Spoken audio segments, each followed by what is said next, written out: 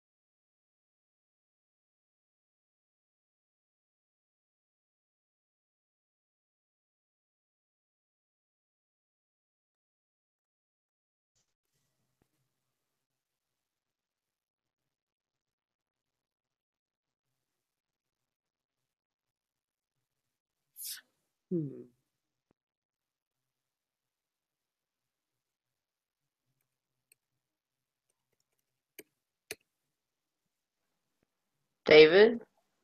Yes, can you hear me? Yeah, we're both under the cousin account. I just wanted to make sure. Oh, we are? Oh, Yeah, well, that's okay. I didn't realize I was logged into Google that way. well, it seems to be working, so we'll see. Okay, that's interesting. I didn't realize it. Hello? Hey, Shannon. Okay. Hello, it's David and I are both under the Gmail account, so. Okay, right now you picked me up on my phone. Probably can't. Well, I guess you can see me. Can you see me? I can. Oh, well, we could try it this way.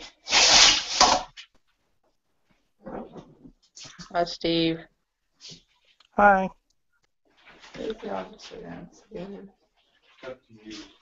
That's fine. Guess I can do it on here. Okay.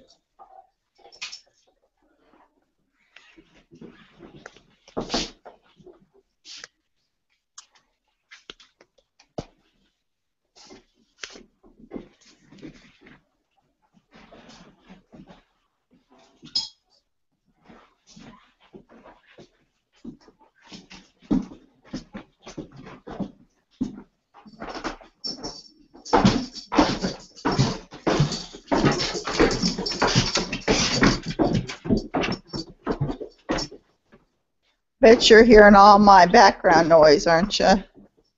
Yes. A little bit. I'm not sure I know how to mute it when I have it on my phone. If you tap the screen, a menu might pop up. Oh. Can you hear me still? Uh-huh. Oh, I might have done it. Yep, just see your profile picture. Hi, everybody. This is Barry. Hey, Barry. Hey, Barry. Hello. Barry, I've been meaning to call you all week, and I haven't, so we can get our prayer connection going. That sounds like a good idea. I'll plan on getting in touch with you after the call. Oh, okay.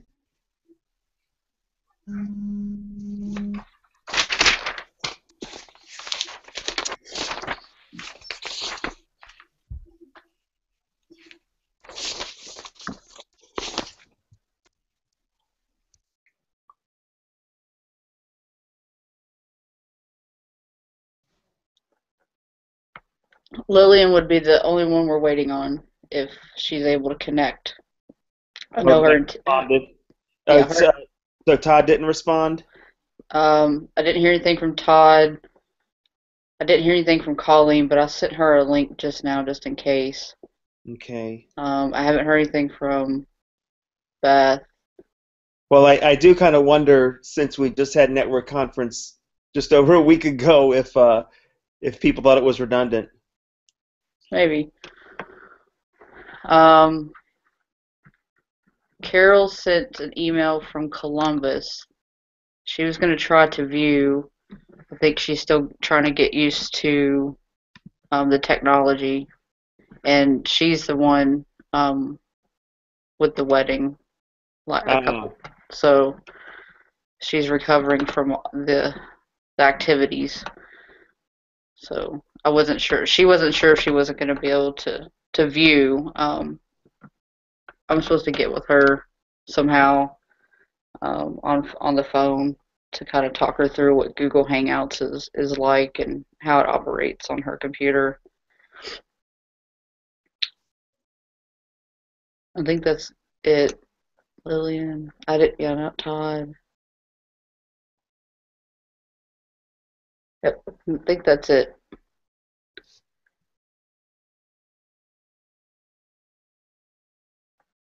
well, I guess Barry, do you want to open us up in prayer? Okay, let's join our hearts in prayer. Holy God, I do thank you for the gathering that we had. A lot of traveling, and we're grateful for not only safe journeys, but really good fellowship. And also, God, I just offer gratitude for Pastor Todd and the whole group in Pittsburgh and their hospitality as well. I pray tonight we'd be able to do a good debriefing of our time together, and also looking forward to the work of the network now in the next few months leading up to the end of the year. We thank you for all these things in your holy name. Amen. Amen. First, I just wanted to thank everybody for coming to the gathering. I think it was really successful. I got evaluations, I think, from probably 80% of the people, which is really good. That's actually a pretty good number uh, for turning those in. The one good thing about the evaluations were that the most common comments were great workshop, great food. um, uh, Nothing could have been better. I mean, so those were general comments, and we had people write comments, but basically, a lot of the comments were, one comment about certain things here and there. Um, so there wasn't any prevalent comment about suggestions or what I like least. So. I felt pretty good about that. Now, I mean, I realized everything wasn't perfect, especially the traffic when we all got to Pittsburgh. Um, but I was happy to see that the evaluation seemed to be pretty positive. I think a couple of the comments that I did take to heart, and I think that it was an intent to do this one thing, and it's sort of with everything going on, especially because Friday night with everybody coming in and straggling in and starting late, is that there was an intent to have everybody introduce themselves, and that never happened. Somebody wrote a comment that everybody should have introduced themselves on Saturday morning, but Saturday, that probably would have taken a lot of time, and we probably could have taken time to do that on Friday night. And it slipped my mind on my agenda because of how everything was sort of falling in place, and the traffic and everything else. So I think that's something that we could do. And then the second thing is that I think there was an intention, and even with Tony, but I think I think we sort of lost track of it. But there was supposed to be some intention about when we did group activities to have people switch around and switch tables, and when we did group activities and conversations to talk with different people. And I think we only did that once when we were talking about our conflict styles.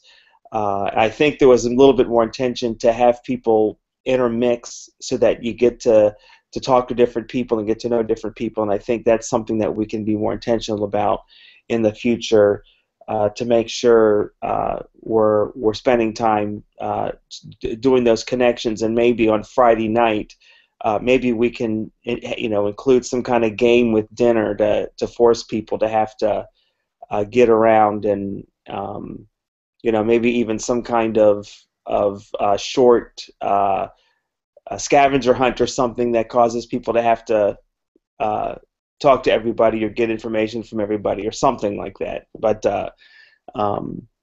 is there any general comment anybody wants to make while we're here together?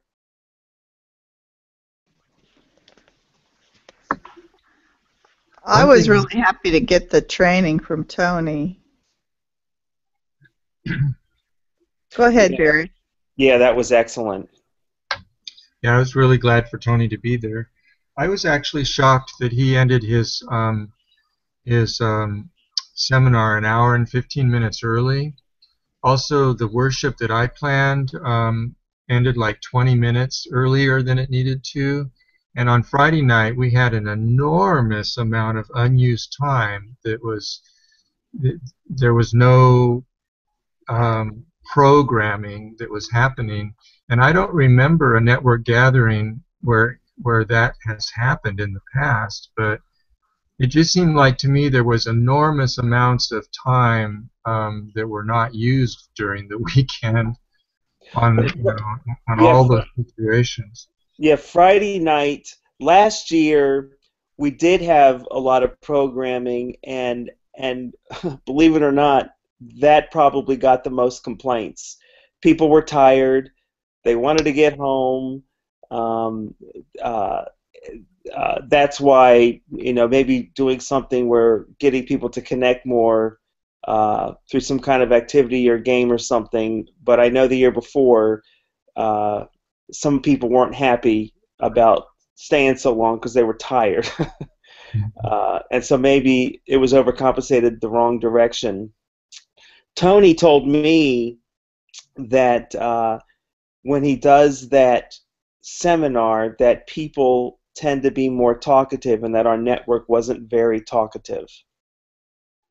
And so that hour and 15 minutes was really time for conversation and questions and whatnot. And Tony commented to me that we weren't very inquisitive or talkative.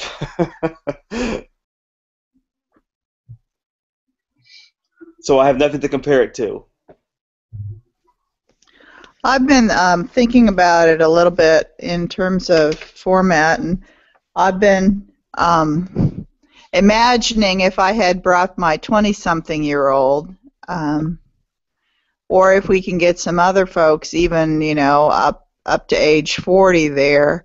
I think we need to figure out a fun event, a fun socializing, doing something active, either Friday night or extend into Saturday night. I agree. Yeah, I mean, it could be combined with a Friday night meal, I think. Mm-hmm. So that the only fun we have is eating so much of the time, but for our younger people, they're going to want a fun, interactive event. Yeah, although I realize that the traffic was so bad on Friday night that some people were pretty wiped out from it. But that's because we have older people, and hopefully we'll all start to attract younger folks. That's true. That's true.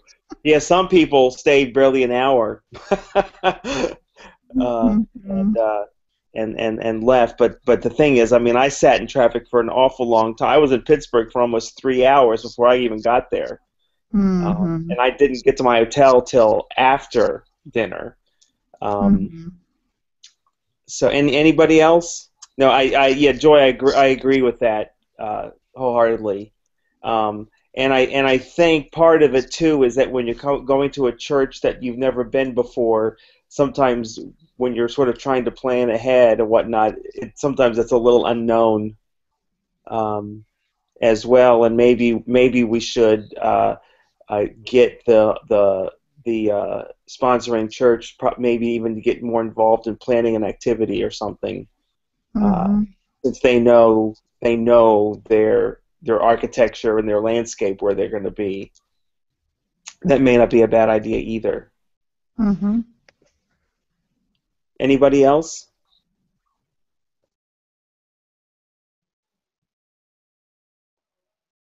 Yeah, see, Tony was right. We're just not a very talkative.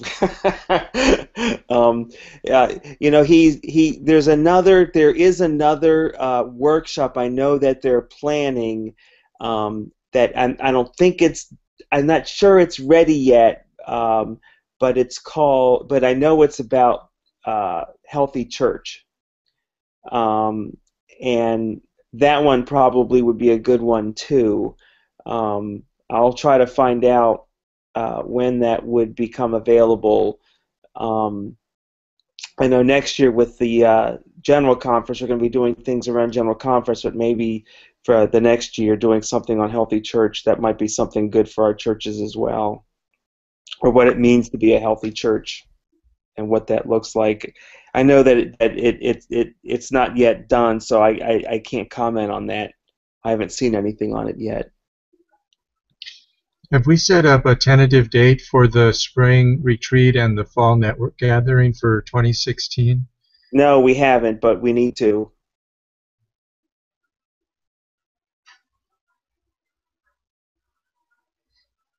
We set a range. We set a range for the spring, but we haven't actually set a date.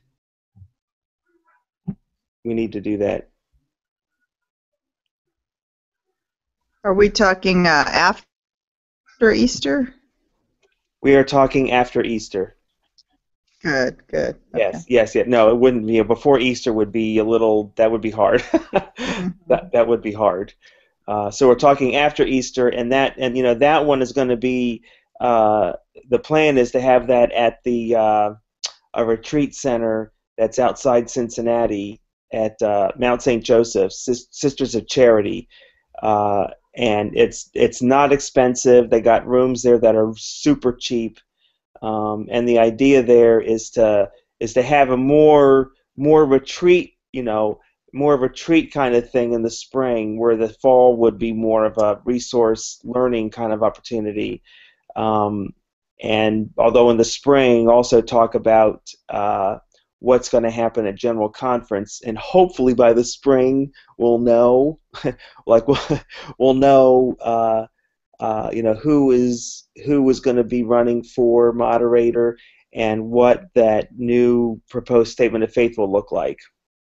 I mean, that's awfully late, so hopefully, because I know everybody. I mean, a lot of people probably can't go because it is expensive, and so it might be good to at least be able to talk about it together. Especially for those who aren't going to be there at the general conference. I noticed that Easter is very early in 2016. Good Friday is on March 25th, and Easter is on March 27th. So we might want to think about having the retreat in late April, when the snows are a little bit less likely to cause problems. And then of course General Conference is the first week of July. Right. Yeah, and we'll make sure the cost isn't. We'll really pay attention to that. But I know, like, the rooms are like 30-ish at the monastery. They're very cheap. Bathrooms may be shared. I can't remember exactly what the situation is, but I know 30-ish is $25 to $30, something like that. Was the room rate, and I know renting the facilities is not expensive. The leadership team, we've had retreats there just on a Saturday day in the afternoon, and the room rental there is like next to nothing. It's incredible how cheap it is, which is of course why we go there. I mean, it's also a very nice place too. Very nice place. So let's go around with our churches. Say, Steve, what's going on in West Virginia? Nothing new really to report. Still struggling with attendance. Well, I know that you said last time you had some new people that came. Yes, last month there was, on 3 separate Sundays, and not the same person, but a different first-time visitor, 3 separate Sundays, but none of them came back. Did they provide contact information? Well, one of them was actually just passing through, but will be returning to West Virginia. He currently lives in Texas, and he is actually a board member and treasurer of his church in Texas. So hopefully when he moves to West Virginia for good, we will see him again.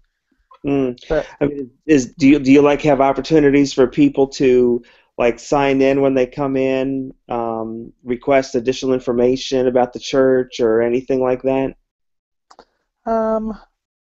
we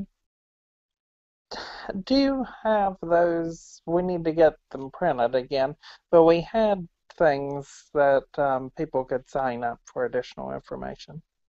Yeah, because maybe getting that contact information because after they visit, it may not be a bad idea just to contact them, ask them, how they enjoy church and invite them to come back. And if you have like a potluck Sunday or an event or something, make sure you invite them to that or something like that, just to make that connection.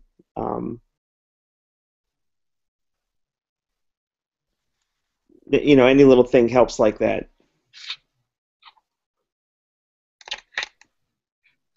Joy, what's going on in Dayton?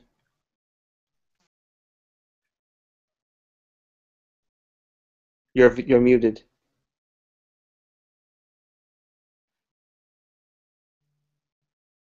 Joy? She's having trouble with the screen. Oh. Okay, Barry, what about Louisville? Louisville will be having their dedication service for the new church facilities that we have this coming Sunday. So it'll be a chance for us to formally dedicate, the sanctuary area and the fellowship hall and all the different parts of the new facility there. I think the comments that I've received from a number of people now that we've had a month of services there is that it is very cozy. And I don't think any of us expected that, but we find ourselves rubbing elbows with each other constantly, which was never a big problem in the old facility. But, well, when you say cozy, you mean tight? Yeah, huh. really tight. What I guess what I'm trying to imagine. I mean, what is the seating like? We have about 100 seats in there, but the aisles are narrow and it's regular seats rather than pews. So we're just kind of getting used to being closer together in physical proximity than has been the congregation's experience in the past. So that box around each person, that space is shrunk. It's shrunk dramatically, actually. So it's really interesting. Well, go ahead. I was going to say for extroverts that may not be such a big deal, but for the introverts that probably is a big deal. Right. Yeah, I think you're right about that. That's true. Otherwise, things seem to be moving forward fairly well. So very, very much happy that the old building has been sold now. That's all been final. So there's no other work that has to be done on the sale or anything. So they can't come back and say we changed our mind. No, In fact, one of the members was by the old building the other day, and as we expected, they have these gigantic dumpsters, and they're just gutting, the entire place. Well, what are Uh, they doing? they're making a television commercial studio in there, and the owner of the television commercial enterprise is building lofts for he and his family to live in. Oh So my gosh. yeah, it's going to be a combination studio, soundstage, and lofts. So we're actually all really curious if they have an open house after they finish the rebuilding process to see what it's like. So Ah.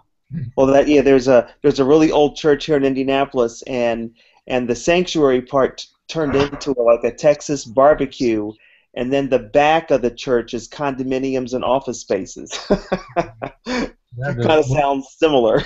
the multi-use thing is a big trend nowadays. It's actually a retro trend, back to the way it used to be in the past a lot. Yeah, but still, that sounds pretty cool. Yeah, it does. Ah, see, was able to lift I'm her voice. back. Yeah, I had to figure this out. I haven't done it on my phone before. Thanks for your help, Shannon. No problem. We have a lot going on. It's exciting and exhausting. We finalized the negotiations with 2 congregations to rent our building, and we had our leave-taking service yesterday, and a potluck. We have one last party on Saturday, and then Sunday morning we're in our new space. What do you mean, Sunday morning? Which Sunday morning? Or Sunday afternoon. This coming Sunday. Oh, gosh. And I thought Louisville's dedication is this Sunday as well? Yeah, that's right. That is correct. Wow, I didn't, for some reason, no, wait, that's right. This is the first Sunday in November. You did say that, didn't you? We aren't really, we would love to have visitors sometime, but this first Sunday, I don't know how it'll be. We have to completely set up and imagine how to use the space and everything. How old is that church? The main church building's like 150 years old. Wow. And then they have a 1960s addition on the back. The chapel that we're going to start using is in the new addition. But since they almost never use it, we're going to make it a home base. We don't have a piano in there, so I'm a little concerned until we get that. Although we have Stacy for guitar, and hopefully we'll get our sound set up so we can have recorded music. Well, okay, I guess somebody could always bring in a keyboard temporarily. Yeah, I have one, but it's almost not worth using. Oh, it doesn't sound good. Mm-hmm. But eventually, we're gonna settle into that space well, I think. My thinking has been that we start in the chapel because it seats 40 easily, 60 with closeness, and then we grow into the sanctuary, which seats 400. Oh, I mean, so you're allowed to use the sanctuary when you get larger? Yeah, so long as we keep an afternoon worship time. That's still up for grabs too, trying to decide. We've had to decide so many things that we haven't finished our decision making. But we are moving, and that's by the grace of God is happening. Yeah, I mean, do you have like a grand opening service kind of thing planned? No, not yet. No. We are really excited, though, that the church we're moving into to share space is starting to partner with us on projects. We'll be doing our second project together, and this time we'll be including community partners like the LGBT Center and the trans groups. We're going to do Trans Day of Remembrance on the 20th of November at our new location, and we're excited about that. So that may be our first big event. But yeah, we should do a blessing service. I just haven't gotten that far in my head. Well, let me know when that would be. Okay. We are continuing to get some new people in, and actually some younger people. Shannon, you'd be amazed. We've had Beck, who's also now gone by Levi, a young person, is coming pretty regularly, and then another young trans person came last Sunday. Oh, good. That's why I keep trying to think younger than we are, see how we can gear up for people who are under 50. Well, having a guitar's not a bad thing. Yeah, it's not electric though. Well, you can always work up to that. What's cool though is that this young person, Levi, can play piano, and so for the first time, Stacy and Levi played together 3 songs. If we do praise music, they can play it by ear. So that was pretty cool. Wonderful. Mm-hmm. Well, it sounds like there's a lot of exciting things going on. Yeah, it is exciting. Yeah. I wish Pittsburgh was here, so because I wanted to thank them again. I think Kathy's going to send them a card, Barry. From the email, from what I recollect. I left something out that I wanted to say too. I got to do an adult baptism this last Sunday. Oh, wonderful! And we received 2 new members, and then in December we expect to receive a family of 4 and a couple. Oh, wonderful! The family of 4. I mean, is it 2 kids? 2 kids, 2 women. Oh, wonderful! Kids. How old are the kids? They are 11 and 12. Wonderful. So I'm just going to join them in, because 12, our bylaws say you can be a member. I'm just going to bring the 11-year-old in too. Okay. I didn't realize there's an age limit in your bylaws. Yeah. Does anybody else have that? How do you deal with children? I'd never heard of it. Yeah. It does seem odd to me, because they still can't vote till they're 18 or something, which is weird too. We've baptized kids, and we've brought kids in with their parents. Mm-hmm. Smaller kids, grade school kids. Yeah. Seems like we should count them as members, especially if they come in regularly. Yeah. I don't know where that. Well, you know what? There was a time where kids in MCCs was rare, and maybe that is something that it was pretty rare to have kids in church. Anybody else have something you do with that with children? Well, we've just brought them in with their kids. Some have been pretty young. 4 or 5 years old. Mm-hmm. When my kids were Lutheran, I had my kids confirmed in a Lutheran church. Once they had confirmation, which was middle school, then they became a voting member, so they could vote by 14. Yeah, interesting. I guess I got a feeling that's something MCC has probably not really dealt with much, and I think the time has passed, since our families are getting bigger and more numerous.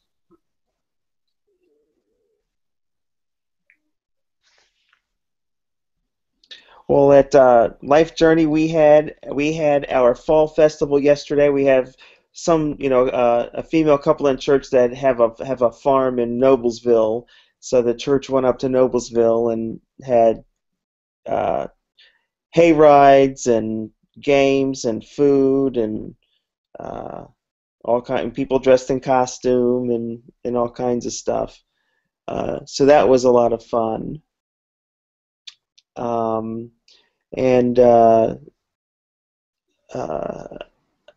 other than that, it seems like we're sort of getting ready for planning out the holidays, um, for Thanksgiving and Christmas. So it's that time of year. uh, and I guess in Louisville and Eternal Joy can do that in a new space, so that'll make it fun and exciting as well. I think decorating is going to be a lot of fun for us because it's going to be so different than before. So yeah, I think the first holidays in the new worship space will be kind of an event. So Shannon, do you have anything you want to share with everybody? I have the Columbus report. Okay. Okay, so next Sunday, November 1st, is the annual congregational meeting. So they will be looking at the budget and electing board members. And they will also be looking at the future as a congregation. They would appreciate prayers at this time while they're still going through the discerning process of what to do, and taking steps through the process. They're specifically looking for God to guide them and direct them, so please join in on that request. They are going to be looking at their bylaws as they work on this process, and they have developed 3 groups, one for leadership, one for worship, and the board. Reverend Gary will serve as the interim pastoral leader. That is his lay title. He will be coordinating with Trinity Seminary for pulpit supply, and Reverend Margaret will do the same with Methesgo, which is Methodist Theological School. That's the school I go to. Arrangements have been worked out internally to maintain ongoing building care, continued remodeling and renovation, and business needs of New Creation. The food bank giveaway program has made some changes, not to the advantages of the church workers. So the church will no longer be participating in the food bank program.